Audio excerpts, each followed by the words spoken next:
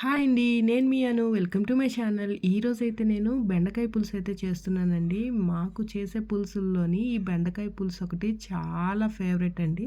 చాలా టేస్టీగా కూడా ఉంటుంది. బెండకాయలు పెద్ద పెద్ద ముక్కలుగా కోసుకొని లేతగా ఉన్నవి చేసుకోవాలి. అప్పుడు బావుంటుంది.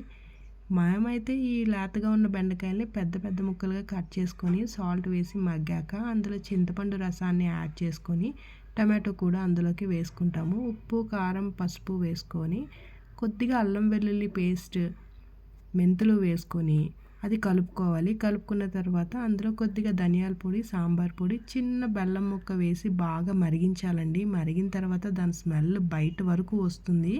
మంచిగా కరివేపాకు కూడా తగిలిన స్మెల్, మంచి ఫ్లేవర్, మంచి స్మెల్ వస్తుంది. తర్వాత వేడివేడిగా రైస్లోకి వేసుకొని తింటే సూపర్ ఉంటుంది. వేడిగా కాకుండా చల్లగా ఉండేటప్పుడు తింటే ఇంకా టేస్టీగా ఉంటుంది. మీరు కూడా ట్రై చేయండి.